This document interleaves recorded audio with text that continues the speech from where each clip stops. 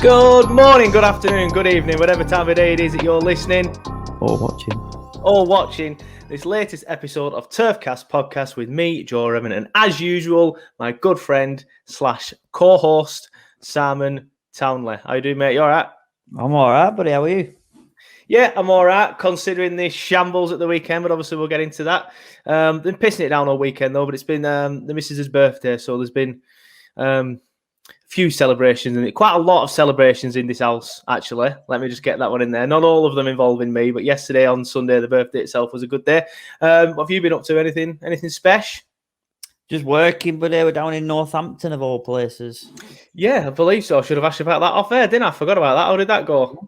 Yeah, it was good. It just filming for some L'Oreal stuff for a hairdressing magazine, so it was very good, very fun. But happy days. Happy days. Well, I'm glad it went well then. As you can see at the bottom of your screen, we have got this new partnership with Mystery Sports. It is at the bottom of your screen now. If you want to get 10% off a Mystery Sports football shirt box, use the code TURFCAST at mysterysport.com. Obviously, we did an unboxing last week. I got a Macedonian first division team. I can't remember the name of them. Simon got a Sevilla shirt. The code's been used a few times now, to be fair. And Mark Howarth is the only one that's actually told us what he's got. And he got a Wolfsburg shirt. He got quite a decent shirt. So the other people that have used it, just get in touch and let us know what shirts you've got. We'd like to know. Yes, just so we can know and keep tabs on it, see what shirts people are getting.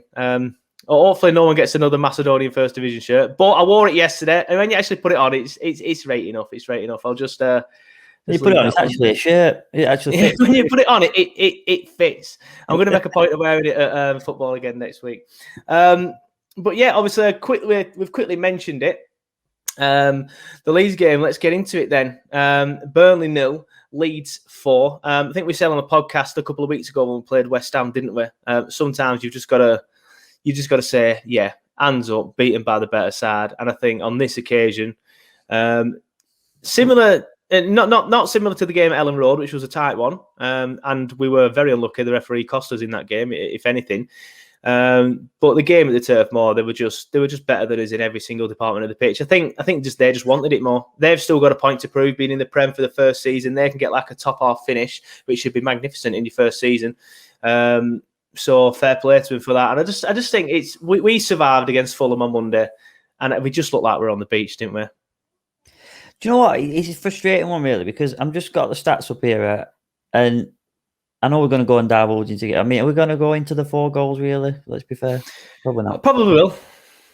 We need to get the minutes in. Yeah. Well, I'm just looking now, right, because of the stats. And obviously, everyone's saying, oh, yeah, well, X, Y, and Z was poor, or the team was not looking disinterested. And just looking at the stats now, we both had 16 shots. We had 4 on target. They only had 6 on target and scored 4 goals. Now, I'm not saying Bailey Peacock Farrell was at fault for any of them, but can you imagine many games? I can't think of many games where we've conceded 6 shots and conceded 4 goals. Yeah, I had this debate on Twitter, and I got quite a lot of stick for it, to be honest. A lot of people got the backup when all I said was we missed Nick Pope. I didn't even blame the result on Bailey. All I said was we missed Nick Pope. Now, I think it's another Joe Hart situation for us because Bailey himself, when you're looking at the actual game, he's not really doing anything wrong, is he? Like, he's not making any fumbles. He's not really doing anything wrong or making any mistakes. And it was the same when Joe Hart were playing. If anything, Joe Hart were playing all right and he were making a few decent saves. But it was style of play, the fact that he was just always sort of like on the line and things like that that was not working for Burnley. And I think it's a similar sort of thing with Bailey. I'm not necessarily saying it's because he's always on his line, although just as a bit of a stat that I've got here, he didn't collect any crosses at all during the game. 0 claims Bailey made. I don't think you very rarely see that stat with Nick Pope, 0 claims. So I don't think Bailey cost us the game, but I think we missed Nick Pope, and I don't think Bailey's anywhere near good enough to replace Nick Pope if Nick Pope leaves in the summer. I was thinking that it's very similar to the Kevin Long scenario. Like when he comes in, he doesn't do massive errors. He doesn't do individual mistakes that lead to goals any more than most defenders do. But what he does do is he shifts the whole team. It's like we've said it before in previous podcasts. Does Tarkowski play the same game with Long next to him or when Ben Mee's next to him? Because when Ben Mee's next to him, they both seem to do better when they're together? And is it because they both know that the other person can do the job so they can just concentrate on their own jobs? Is it that when Bailey's in the net, he's not necessarily doing anything wrong, but is he bringing something that makes the defence sit back a little bit further or be a bit more rigid or something? I can't answer them questions, obviously, but maybe it's not necessarily what he does wrong. It's just the extras that the other players bring to the team. For example, Ben Mee, when he was out, the difference when he came back, when you mentioned it before, a previous podcast about Tom Eaton, when he came back from the Joe Hart scenario, Bailey Peacock felt not doing anything wrong, like you say, mate, but is it the difference of mentality and the confidence that the rest of the team has? It could be that as well, yeah. It could be that as well. I'm not sure whether he suits our style. The fact that I quickly got that stat up then about crosses maybe makes me think that he doesn't necessarily suit our style, and we have to defend a little bit deeper because the players can't, like you say, hang their hat on him and know he's going to come out and collect that cross if a cross is whipped in from deep. Because if you look at some of the goals, we'll get into that in a minute. If you look at some of the goals, a lot of it is because we're defending too deep and players just run and the defenders back off and they just think, well, sod it, I'll shoot. Especially the first goal, sod it, I'll shoot. And then they 1-0 up. That was heartbreaking, that, because it completely shifts the play. And defensively, when you watch it, everyone's actually done their jobs because he does shoot. And yeah, granted, we are deep, but I think everyone's saying, right, you're outside the box. If you want to shoot, have a shot. We've probably back ourselves. But it's such a good shot. It's like inch perfect into that corner. It's outside the goal at first impressions and then just comes back in. So when that goal goes in, the whole game plan shifts. And we all know that goals change games. And it just changed the game in a negative for us, unfortunately. Yeah, I think, obviously, by then, I mean, I've been watching the Sky Sports highlight. They're a bit of a shambles, even though I'm happy to admit that Leeds were by far the better side and absolutely battered us. They don't show any of the chances. Because we did all right in the first 5-10 minutes. And then, obviously, Leeds got on top. But then Leeds got on top and they were on top pretty much for the rest of the game. But there's nothing on the Sky highlights that would suggest that we literally had any possession in the first 5-10 minutes. But we're getting to the goals now. Then, obviously, the thing that annoys me about this one is Klitsch, whatever. He's a brilliant player. There's different debate. We'll get into it, but he's one of only 3 players that I've actually have of theirs, and 2 of them are their central midfielders. But it is a fantastic player, with Klitsch. But he picks the ball up in his own half. His first touch of the ball is in the Leeds half, and he just runs. No pressure on the ball, still running, no pressure on the ball, sod it, I'll hit it, goal 1-0. Nothing whatsoever there to stop him from, like you say, they're probably saying back themselves, but you still need a bit of pressure. The defence might be backing off to say, like, you can shoot from there, whatever, but there's zero midfield there for me, absolutely zero. I was just going to make that point because people concentrate on Bailey, people concentrate on the defence in that manner, but he's gone through, Johnny Tate said it, didn't he, in the group chat, that he's gone through a whole midfield before he's had that shot. He's not even gone through, the midfield just isn't there. He's not even gone through them, they're just not there. And I'm looking at it now, the freeze frame afterwards, West is 15 feet away from him. That's Jack Cork. Jack Cork's still near the halfway line. And these, we've said it before, like there's games where West is the best option with Cork. There's games where Brownell's the best option with West there. For me, I think Brownell being a bit deeper would have been a better option in this game. But hindsight's a wonderful thing. And you couldn't really have dropped any of them 2 in the performances that they'd have had recently. Yeah, I mean, like I'm just watching the goal back now myself just to see that sort of like midfield. Tarky's gone across. He's done everything right. He's even flattened Bamford on the way, which, brownie points for that. And then, like you said, just a shot. I still think at that point when he hit that is not going in, and it is a shame. I mean, when you look at the reverse angle of it from behind the goal, Bailey's not actually got as far across as I thought he had. But see, this is the point I was making. I think Porpy gets across quicker there. I honestly believe Porpy saves that. I got a lot of stickers as well for that on Twitter. But I believe Porpy saves that. A lot of people were questioning Bailey's positioning. I don't think there's anything wrong with his positioning. I think he's in an okay position for that first goal. I've freeze framed it at the bit where Klitsch is hitting it, and I don't think there's not much he could have done in terms of positioning. But I think Porpy gets across quicker. I think Porpy. Having said that, Bailey's taller than Porpy as well, isn't he? So maybe that counts. That's why he maybe looks a bit slow getting across. But I'm still standing by. I think Porpy gets an answer to that. So yeah, it's a difficult one. And then, like I said, it changes the game entirely, doesn't it? And then we've gone in just heartbroken almost probably because you think, like you said, we started off the better, and then we've just been sort of dragged back. It's infuriating that we've even got to that position. But then we've got Vidra has a chance at 1-0 down. Yeah, now, well, I'm just on that now, and Chris Wood finishes that chance. And this is the old adage that we always have this debate, but Chris Wood doesn't make that chance because Vidra makes it all himself. Well, the point I was going to make is that their keeper there has done an unbelievable save, and like we said, about goal-changing game. It's a great save, to be fair. The positioning of his body has made that save. That is not an accident. It's not hit him. Vidra's gone straight across the face. It's gone into the corner. I think I saw Rashford the other day score a goal very similar, where he just poked it into the corner. And that's the difference there. It's the goalkeeping sort of moments that can keep you in a game. Yeah, and that just goes back to the point that I made on Twitter of how much we missed Nick Pope in that game. I don't think we'd have lost 4-0 with Nick Pope. We might have still lost because, like I said, Leeds dominated us in every part of the outfield pitch. So we probably would have still lost, but no way it'd have been 4-0. Nope. Just watching the third one, this is that one's an unlucky one, that one. The Alioski deflection. Corner, dealt with it. It's to a certain aspect. Who is it that heads it away? It's actually Vidra at the far post who heads it away. He can't really do much because he's sort of like down, so he's like trying to head it, so he don't get much pace on it or much height on it. It comes to Alioski, hits it, deflection, but it deflects in off. It was Phillips, weren't it? Calvin Phillips. No, it wasn't. It was Harrison. They've all got shit top knots, so I thought it was Phillips with his shit top knot. But yeah, it's, you know what? I've just watched it back, and actually, when I watched that game, I was like, "You lucky bastards!" As if it's hit him and gone in like that. And yeah, it is lucky in that aspect. But Harrison knows what he's doing at the same time. If you watch it again from this angle behind the goal, he actually flicks his foot, so he actually does all right there. But that one's unfortunate. No one real to blame for that. Luck on Leeds side, but well done, Harrison. Yeah, that was the second goal, weren't it? Not the third. And then sorry, did I say a third? Yeah, second. And then, but what we're going to say is, so we've missed one chance, and then Gudmundsson has a decent chance again. Not good save, mate. You can't argue the saves. Could we finish it? Possibly, yeah, but maybe it's just a case of being over. Yeah, I think Meslier does well on both, but I think the angle's against the Burnley players on both. But all Meslier can do is he's made the angle even smaller, which is exactly what he's done. He's come out, got into the perfect position, and made the angle even smaller. He's done well on both of them saves, to be fair. I've never really had a bad word to say about Meslier. He was a bit dodgy when he first came in, but that were mainly with his crosses and stuff. His shot stopping and stuff's always been decent.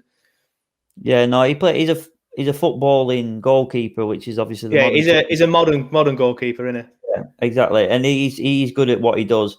What he did against us, mate, like I said, 2-0 up at that point, and he's done two big saves. It could have been 2-2 quite easily. It's a completely different game, and this is what frustrates me with sort of the negatives of were we on the beach, were we not good enough, were individuals not good enough. That pisses me off more than most, because I just think statistically, mate, we were well and truly in that game, and it's just two moments that have changed it completely. And like we said about the United game, when we went 2-1 down, you got to push on, haven't you, later on, and unfortunately conceded a third, and the game started to stretch for the benefit of Leeds after that. Yeah, well, obviously an open game is better for Leeds with their style of player and their midfield too. Going back to the midfield debate, their third goal, Rodrigo. Some criticisms about Bailey on this one as well for not getting out quick enough, but we've had that debate. I don't want to throw him under the bus too much. But again, Burnley have the ball. It's got Brownhill here, clears it, does his job. As Dar should say now, different phase of play. So it's a different phase of play. So then they win the ball, and it just falls to Phillips in the middle, not Phillips. Klitsch in the middle. Phillips and Klitsch are right next to each other in the middle, right? When the ball gets to them two, they're right next to each other. There's no Burnley player within 10, 15 feet of them. No, where's the midfield to again? There's absolutely nowhere to be seen. There's no one anywhere near them. He's got all the time in the world to pick out that pass to Rodrigo, who does well, in fairness. Rodrigo does well because he's got two Burnley defenders round him. And he does a touch and he takes them both out of the game with that touch. That's a good touch, to be fair. It's a great touch. It's great. It could have been communicated better, and one of them could have dropped a little bit deeper, maybe. But then again, maybe they're playing with Nick Pope in their head, because as soon as that touch is there, he's got all the time in the world. And I do think Pope might have been a little bit have a better starting position there and be down at Rodrigo's feet a bit quicker. Yeah, I mean, as well though, I just want to, like I said, I'm not defending Bailey. I don't really see him doing that much wrong to even defend him, really, to be honest with you. But when you look at the replay of that Rodrigo chip, he's whisker away with his left arm, I think it was. Because he's actually half read it. So because he's gone down, obviously, because you're expecting a striker to put it through you, he still reacted quite well, but unfortunately, just a good strike, mate. Great touch. Yeah, it is. It is. I'm just being sort of like hypothetical with that one. The fourth one, definitely. I'm not having the fourth one. Pope is definitely there. That is, he's caught lacking there. Is Bailey, then he gets caught in no man's land. I think for the third one, it's the midfield again. So for the first and the second and the third, there's just too much space in midfield, and then the fourth one the game's gone. I don't know why we're still so open at this point. We've obviously lost. 3-0 is a bit more respectable than 4-0. But yeah, for that fourth one, everyone's pretty much all over the place. We're all in our half, pretty much. The midfield. Then Tarky's even too high up the pitch. They've obviously pushing for whatever reason, even though the game's gone. Bailey's caught slacking, and then it's 4-0. Rodrigo takes it around Bailey. Nice and easy. Yeah, game over. But just sort of like going back to the stats I was mentioning earlier, just to clarify how close of a game it actually was, even though it was 4-0. And the difference in quality is my point. Like you said, they had 6 shots on target. Do 4 go past the Nick Pope? Possibly not. Passes rate, it's very rare I can put up with this one, but 418 passes to Burnley to their 440, right? Our pass accuracy was both 76%, but it's that clinicalness that we lacked on the day. And the passing. Yeah, you see, I think what it were, as you've said, is they just had more quality on the day because the game was so open in the middle, and their midfield 2 are better than our midfield 2. And their midfield 2 just had so much space. Whether they were creating that space or our midfield 2 were caught lacking or a bit of both.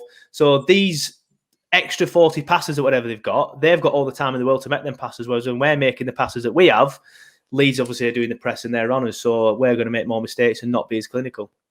Yeah, it was just a good Leeds performance, and that's often really. I can't be critical of them as a performance anyway.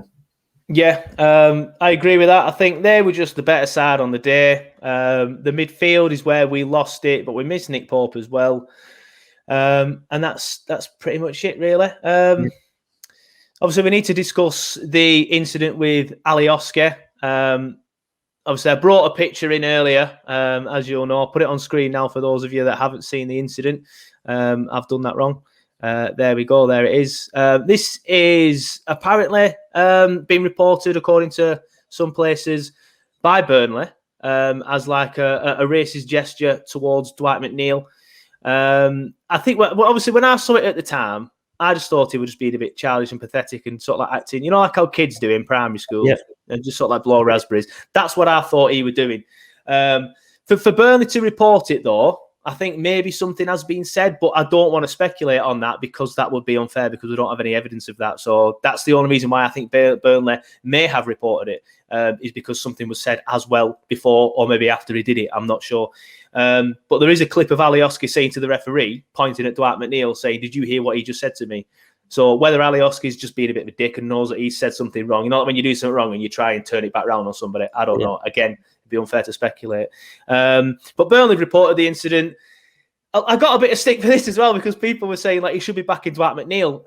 That's just my interpretation of what I've seen. I'm allowed to have an interpretation and an opinion of it. I've looked at that and thought he's just a bit of a twat, really. He's not really doing anything wrong. What did you make of it? It's a funny one, really, because I was sat there watching the game, and as soon as he did it, I kind of like looked across to the person I'm with and said, like, "What is that? Not?" And I don't want to even say it. I don't even want to say it, but is that not an emoji of something that you would normally do? And then it was like as if to say, like, I thought it can't be because no one is that blatant about it, surely, right? Anyway, my secondary point to this is when I've seen all the negativity on the Mirror, on the Independent, I think it was as the other paper, and the comments underneath it saying this is ridiculous. Now we're playing this card too much. It is not a card to play if it's factual. Now, would Burnley approach someone and say this was done in a racist manner if they didn't believe 100%? He should report it 100%, and we all can agree on that. There's no disputing that. Yeah. So if it's been reported, then it was 100% done in a racist manner because that's the way it was received. Yeah, well, it's one of them, isn't it? Like, things can be done and not have any intentions. But if it's received that way by somebody, then that's a different kind of worms and a whole different debate, I guess. But then it still is a racism. I'm going to say racist gesture. I changed to racism halfway through, so I ended up saying a racism. That just sounds stupid. But you know my point, don't you? Like it can be interpreted in different ways by different people, as anything can. Like a lot of people always have a go at me for being angry and in a mood, but half the time I'm not. I'm not moody. Just ignore him. I just look in a mood half the time because I've just got that resting bitch face. Not the same, of course, but I'm trying to sort of like say how things can be interpreted differently by different people. So how many times in life that we do something that we didn't think was wrong at the time, and then because you've hurt someone's feelings, you apologise for it. Now, it's every damn day. Every damn day. Now, and what I'm saying is, in hindsight, would he do that again after the match? If you take his emotion out of that moment, if you took him away from that scene, if you make him watch that match back, I guarantee you he will not do that again. And why? Because he knows it's fucking wrong. Irrelevant of what manner he meant it, he was doing it to be a dickhead, of which it doesn't really matter whether it, for me, if you're being a dickhead, it annoys me how sometimes that we can get away with it if it's not in a racist gesture. Also, but you can still be like, for example, we look at people like, obviously, I know Phil, and you look at the abuse that he gets, and just because it's a white person on a white person or a black person on a black person, doesn't mean it's not being ridiculous and unnecessary. Now, that scenario there was a ridiculous, unnecessary scenario that's put himself in shit that he shouldn't have done. And he's going to have to face the consequences. And if it has been reported as a racist gesture, then I fully believe that something else was said, or there was an interpretation to make him think that that's exactly what he meant. Yeah, obviously we can't speculate on what was said because we don't know. But I think maybe it's just been interpreted by Dwight and the Burnley board in a different manner as to what Alioski probably intended it to be interpreted as. Again, you've done it, so you got to face the consequences. Yeah, I agree with that. Whether we'll see what happens. Yeah. We'll see what comes out. Obviously, it's been reported, so the FA and that will look at it. We'll see. What I did enjoy was the Leeds fans turning it round and saying a report has been made against the Burnley player. Like, no, that's factually. You are factually wrong there, boys. The report was made against Alioski, not against the Burnley player. There was clips being clipped up of Dwight apparently spitting on him. A lot of rubbish. When Dwight leans in to say whatever Dwight said to him, either as a bit of sweat come off or a bit of dribble from when he's speaking, he don't spit on him. But I presume that'll be looked at as well, obviously, because the whole incident will have been reported. So if there is something there with that, again, he'll have to face the consequences. So the referee has got involved and took both managers aside and reported the incident to the managers. So it's been taken seriously instantly. This is not a reaction afterwards at thinking, no, I'm not having that. This was an instant reaction of, we're not happy with that. And the referee has dealt with it. And the managers took Dwight off, 5-10 minutes later, and probably to save any further repercussions of it. And again, I enjoyed the Leeds fans using that as I enjoyed the Leeds fans using that as an excuse of, well, Dwight's done something wrong and that's why he's gone off. No, Dash is obviously doing it to protect him. Yeah, as he should have done. Yeah, and you were saying about Bielsa there before I rudely interrupted.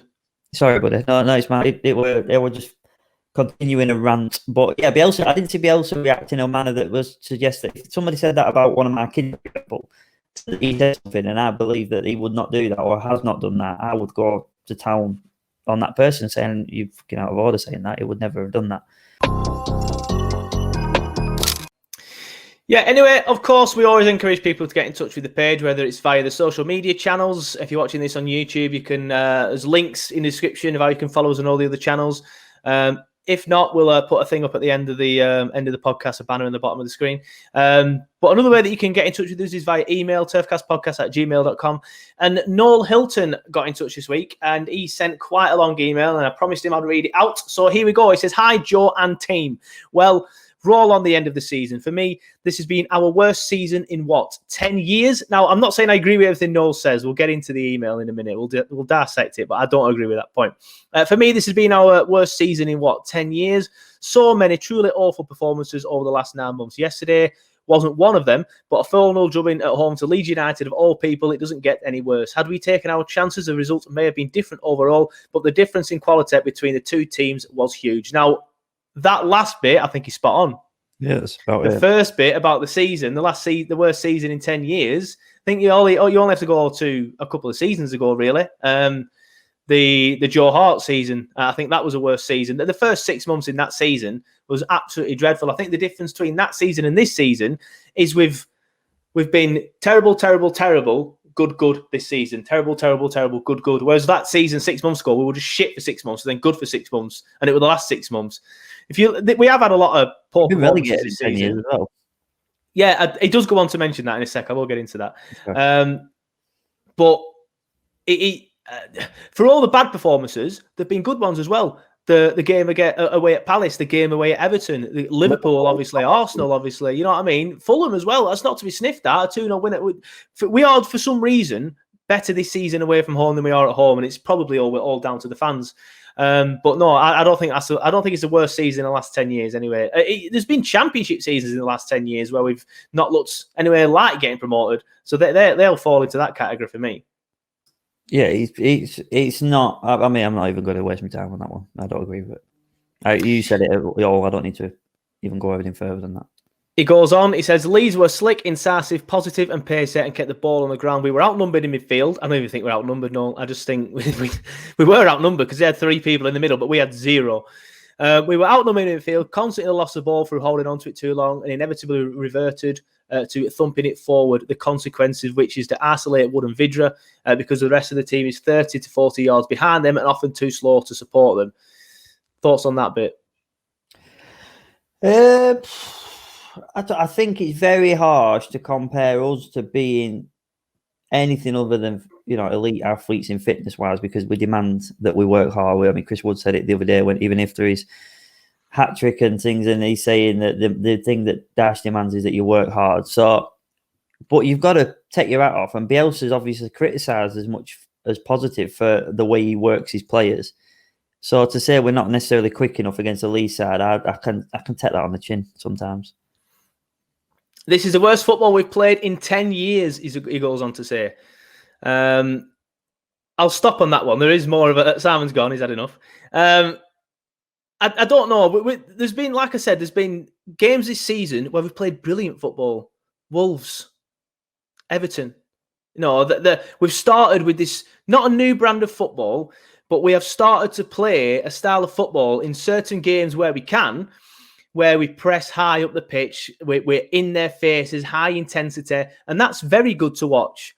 What I agree with in some sense is when we revert back to the style of play like we kind of did against Leeds, when we were already 2-3-0 down, when we did start lumping it forward, then that is the worst that we've done for the last 10 years. But I wouldn't say this season is the worst we've done for the last 10 years, because there's been a lot of games, your Wolves, your Palaces, your Evertons, like I've just said, where we play some fantastic stuff. So I wouldn't agree with that one, Noel, unfortunately. And I think Simon's got something up on his PC screen I can see in the frame behind him. No, I was just giving up when you've started watching Teletubbies or something. So I understand why he's saying it, which is probably not what you expect me to say, because it hasn't been great. But Dash, in his own words, did say this season is one of his biggest achievements when you look at the way we started the season and the squad that we've got, etc.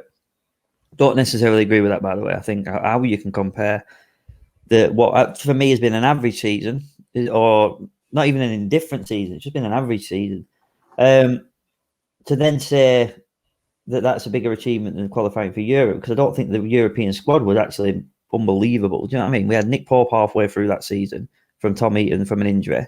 He had to step in. We got Sam Vauxhall up front compared to Chris Wood. You know what I mean? I'm just saying, was it actually that much better? In my opinion, the squad wasn't that much better.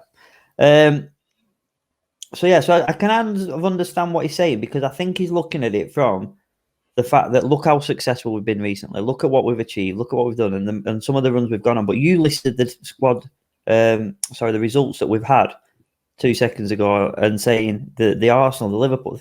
You can't take away the magnitude of what they are, irrelevant of the Arsenal and the Liverpool squads that are currently, in a demise of their own. We've not won there for how many years? And Liverpool squad, up until 2 years, have been, fighting to get in the Champions League. They've not been turning over Champions Leagues and finals prior to 2 or 3 years ago when Klopp come in.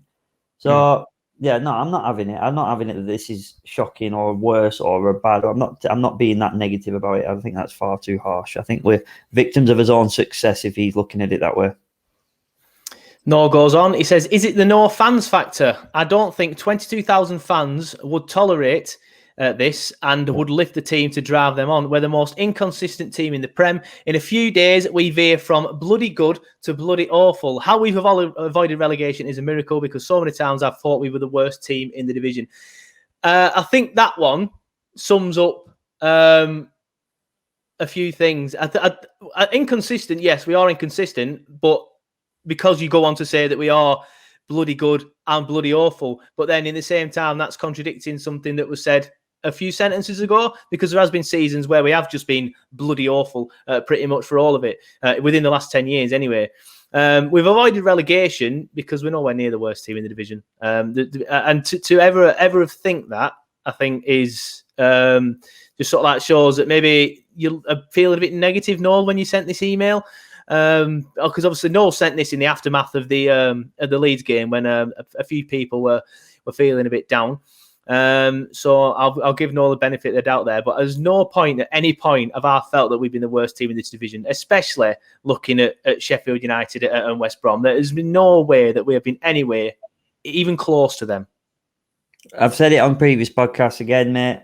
When you are looking over your shoulder, that gap is small. But when you are the team looking up, the 9 points that we had at that time is huge. And it's not to be underestimated that 9 points is miles away from a relegation battle.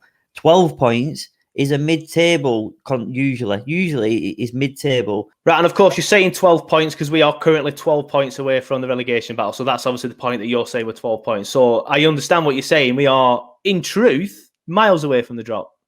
Now, miles away, and them 3 teams that got relegated are miles away from us. We are in terms of quality and in terms of points. In terms of quality. However, I can kind of defend West Brom a little bit because in the second part of the season they've come good with Alioski, and I think that maybe a bit longer because Liverpool scraped past them. They beat Chelsea. They've started picking up results that you probably wouldn't have expected. So I do think that given more time, Alioski might have kept them up.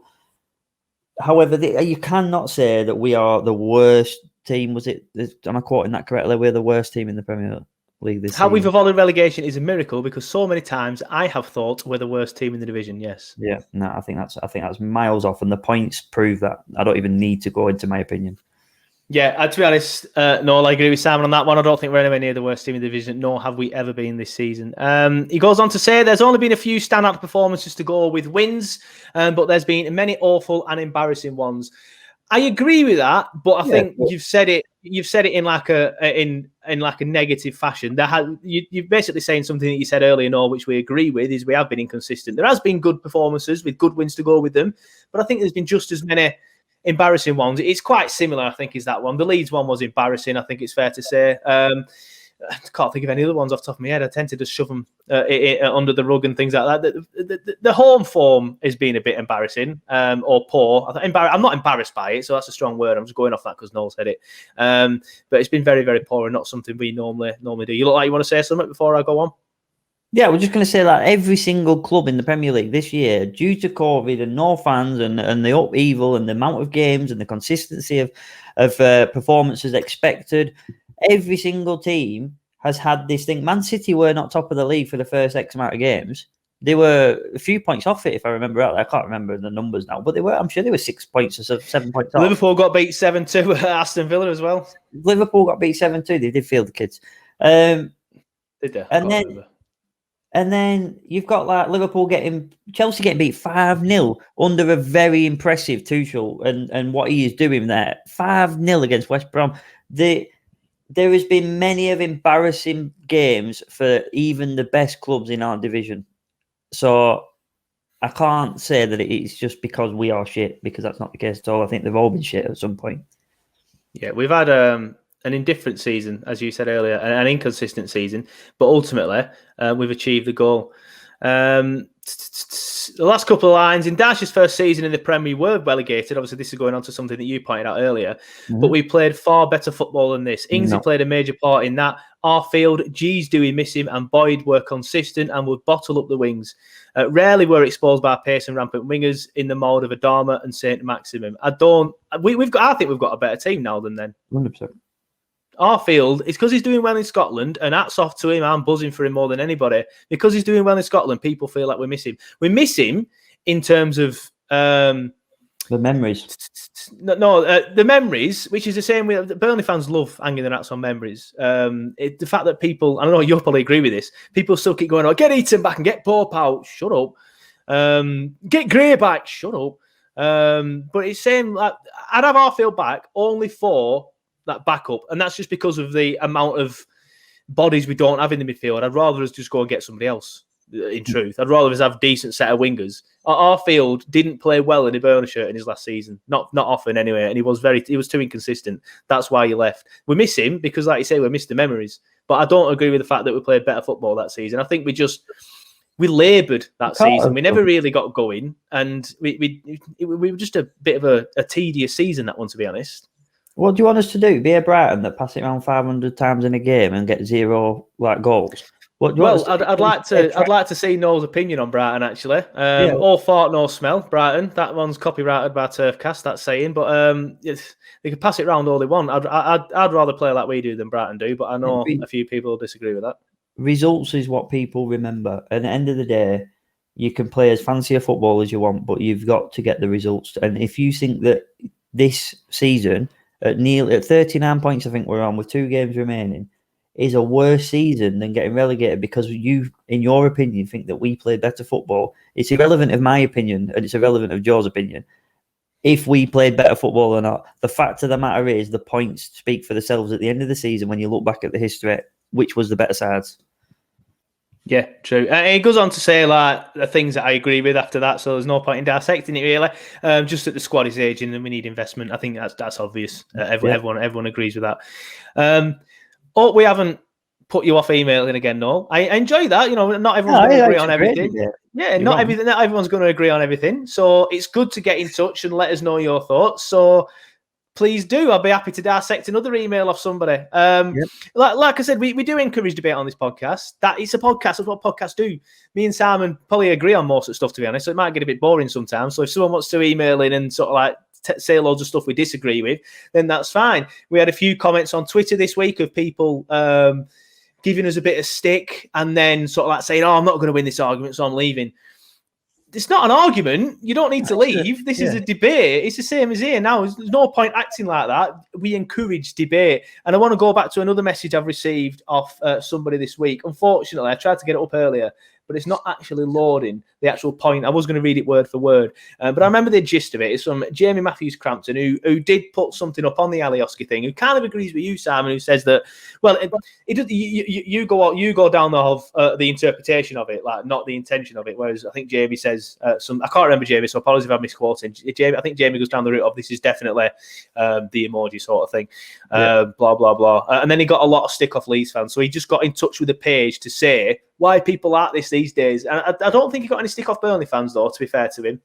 But that's obviously wrong. But what do you expect from Leeds fans? No, I'm joking, Leeds fans, if any of you are watching. Every fan base has got their idiots. But Jamie had a lot of people giving him stick, people hunting him down on Facebook, and he's got a banding on his band's page as well. Can we just not do that, guys? I don't know who I'm talking to here because Burnley fans didn't do it, but we've got away with it, really. I've not really had much stick, and obviously we've been doing this for 2.5 years now.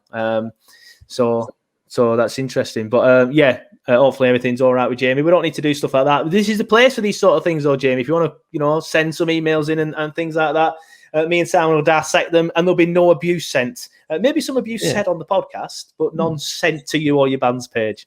No, man. At the end of the day, football is great because of opinions. Let's take the politics out of it. In fact, if you want a good debate that'll make you laugh, here's one for you, whoever you mentioned there. Kieran Phillips thinks Steve Davis was a better defender than James Tarkowski.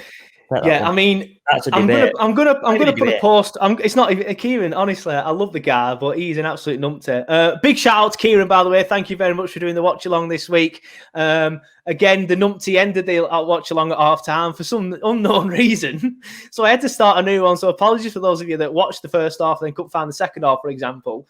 I love Kieran, but he's got some ridiculous opinions, and it's not even the Steve Davis that you're all thinking of. It's the first Steve Davis, the one that was playing for us in the late 80s, and he's not even the best Steve Davis. Well, he might be. I don't really remember him that well, to be honest. But I think Steve Davis is irrelevant to me. Yeah, it doesn't matter. Yeah.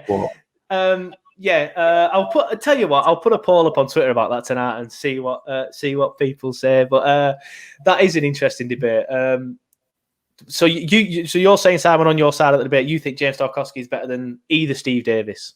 My quote, and there's no bias here because I said I've do a lot of the Burnley players there, and most of them are defenders.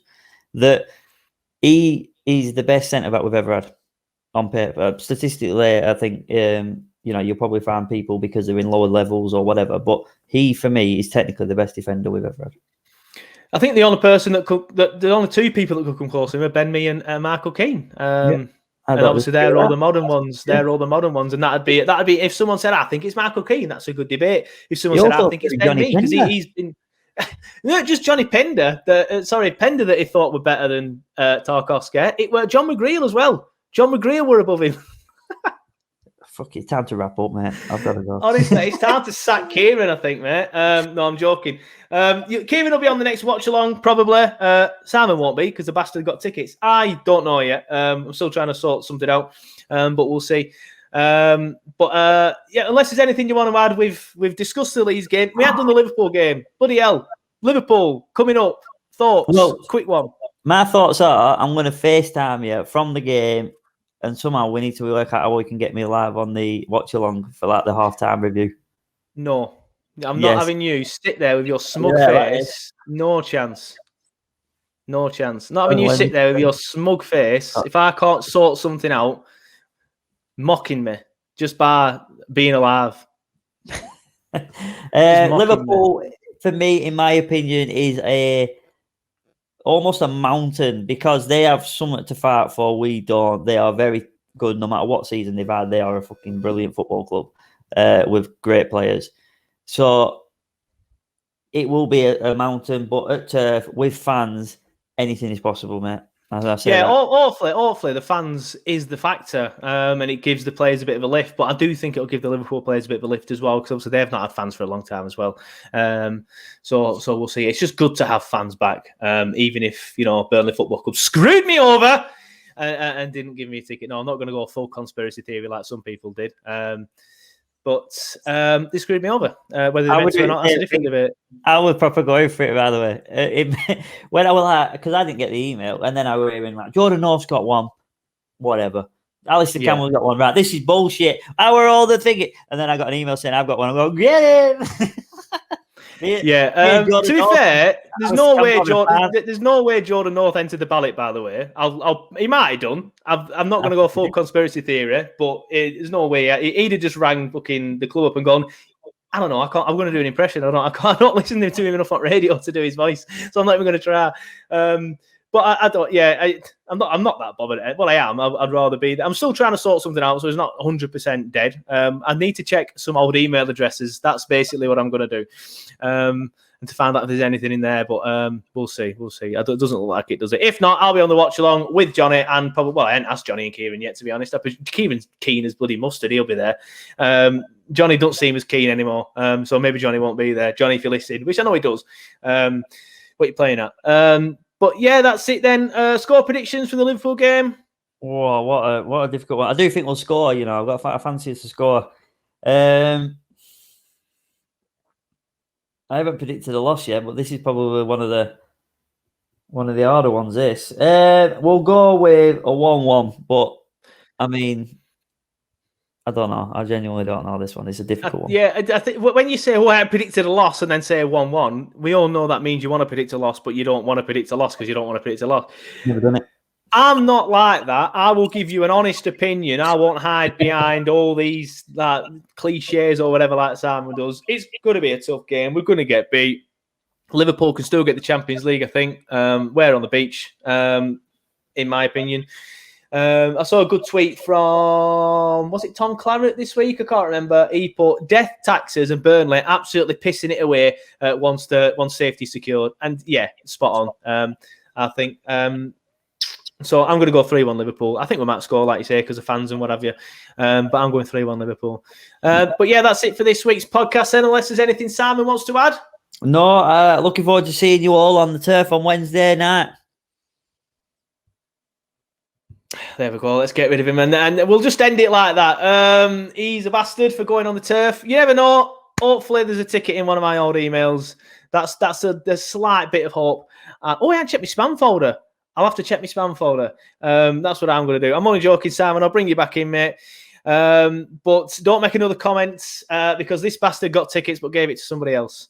So he don't deserve this friendship and this podcast partnership.